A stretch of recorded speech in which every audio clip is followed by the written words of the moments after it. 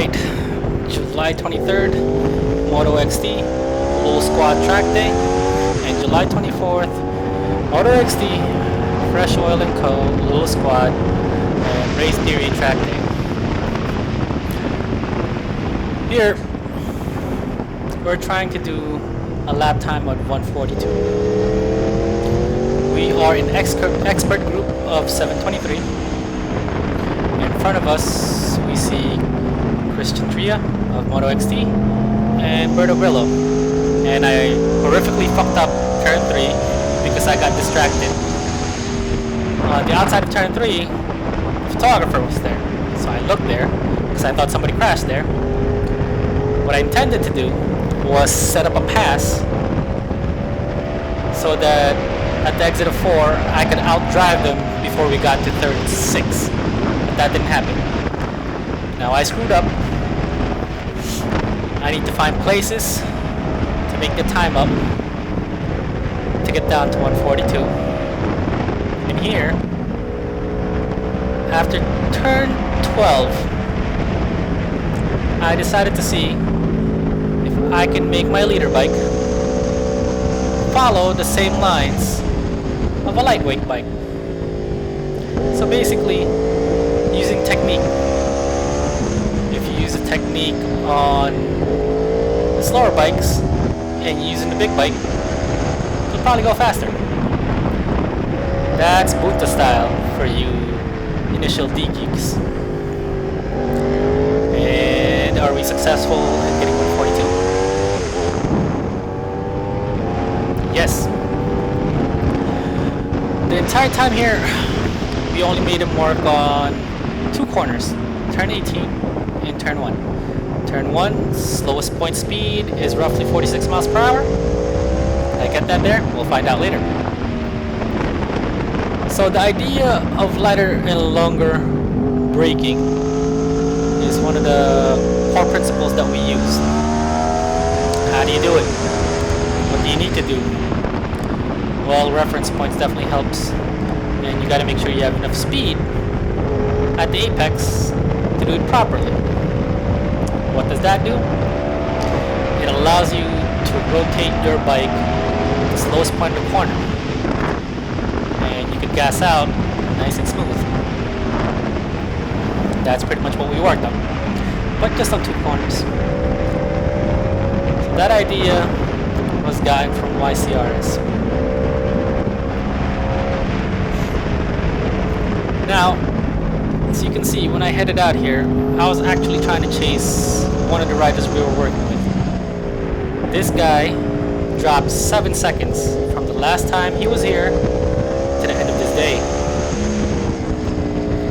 I ran a 1:42 and didn't really reel him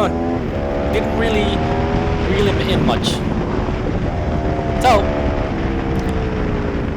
I used up more of the tires, used pretty much the same lines, and cut 2 seconds down. Ran a 1:40.04. One of the things that I told these guys was one of the drills I like to do was to hit the same lap times over and over. Well, how do you do it? Consistent reference points, consistent braking, consistent throttle points. I'll get you there. I mean, that's an oversimplification, but it's possible. Now, if you notice, if you wind the videos back, my turn 1 and lap 1 and lap 2 is pretty close to being identical. If you look at the seam at the exit of turn 1, and I'll show that later, did my front tire come close to that? And what did it look like at the beginning of lap 3?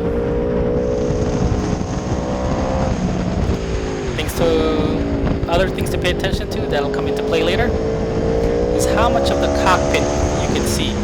That'll show the height of my head. Now here, I still want to do 142, but these guys slowed down way too much when they're pitting out and blocked my apex at 17. So now I gotta come in a little faster, get on the gas a lot sooner, use more of the track, and use the power band. The other thing you take notice is the needle of the RPM. That will tell you if I'm using the entire power band of the bike. When I shift, does it go to the left side of the shift light, or does it stay on the right side? The seam I was talking about is right there.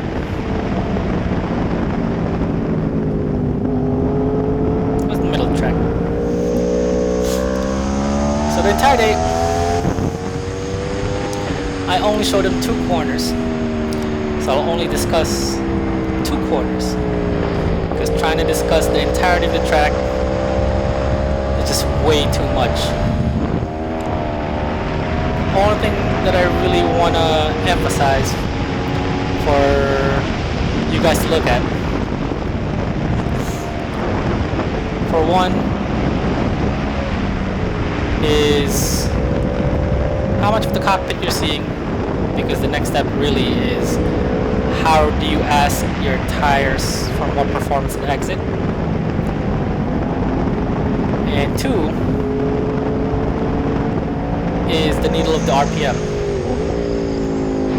You'll notice there are times, just even at turn 18, going into front straight, when I shift, sometimes it'll go to the left side, go back down, then when I shift, go back to the left side.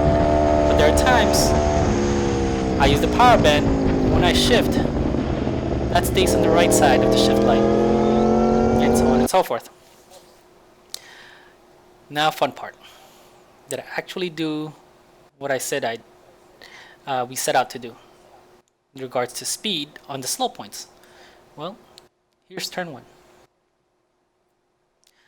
That's about 47 miles per hour. From the start line to here, took me 13 seconds and 2 frames. Second lap, that shows 46 miles per hour. Took me 12 seconds and 18 frames to get here.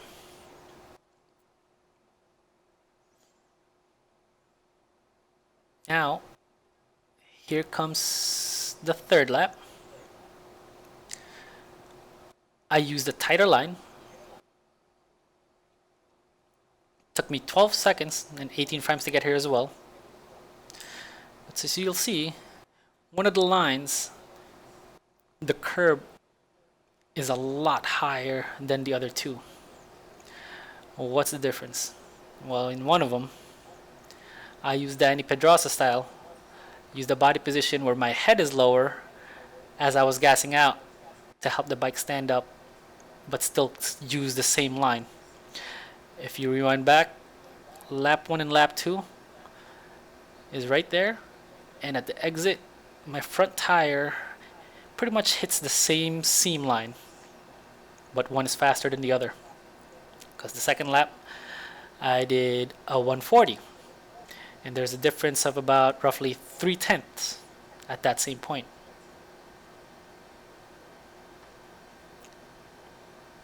Now here is turn 18. This is before the start of lap 1. Nobody's ahead of me. This is what it looks like. This is start of lap 2, end of lap 1. Someone's in front of me. That's what it looked like. This is end of lap 2, start of lap 3. Somebody's in front of me. That's what that looks like. This is end of lap 4, end of lap 3, sorry, or end of lap 2. Oh, sorry, end of lap 3. That's what that looks like.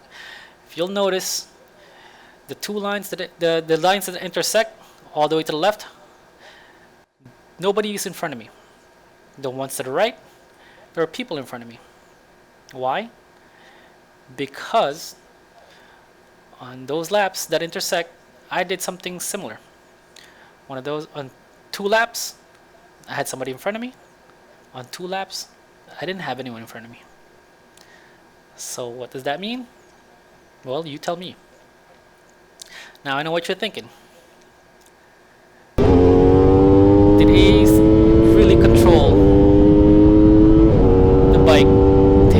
142? Or did he just get lucky and the traffic slowed him down to that? And if nobody was in front of him, would he have actually hit 140 again and not necessarily 142? Did he really speed up like he meant to? Or did he just get lucky? Well, this is the day after. I'm control riding, looking for people to bump to expert. Expert pace to me in NYST is 143 and faster, because at this pace, if you don't have the front end control, the technique to work the front tire at mid-corner, you're going to have a disagreement with your bike. And this 360 cam footage is courtesy of Jason Langley, also another rider that we were working with.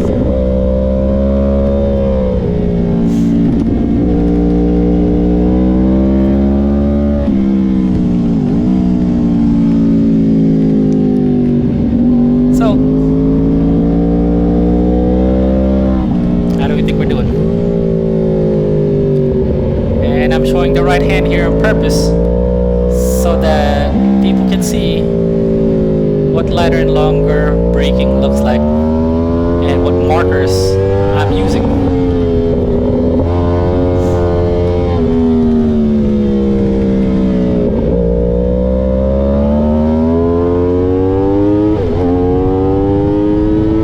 Nobody in front. I use the entire track. That's what it would look like. That's the time I get. I was towing somebody, but I lost that tow, and who pops out when I turn back? It's the pan disaster himself, Sandbagger RP Martin, because this was intermediate. Fucker should just be ripping it in expert class.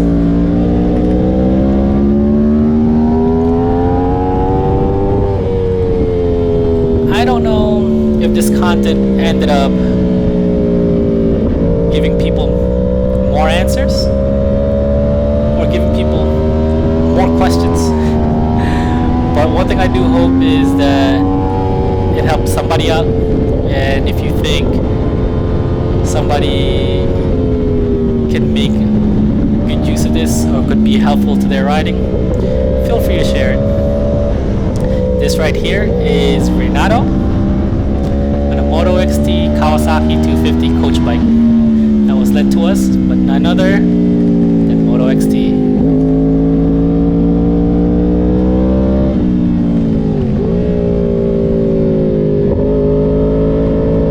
I know this type of content is not really out there,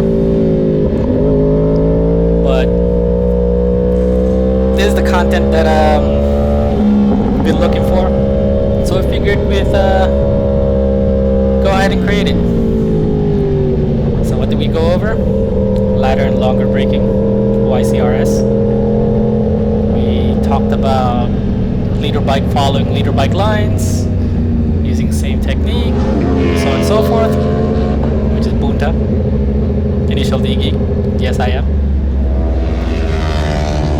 Repeating the same lap times over and over, maybe using different lines, maybe using different inputs. That's Ryosuke. And making use of your tire by asking more performance, rather making more use of it efficiently. That's God here. I know, I'm a geek. Actually a lot of things to cover. Not as much time as I thought. Probably could have explained it a lot better, but this video would ended up being over an hour. Any case, I hope you guys enjoyed it. I hope you found it helpful, and thanks for watching. Greatest lyricist of our time.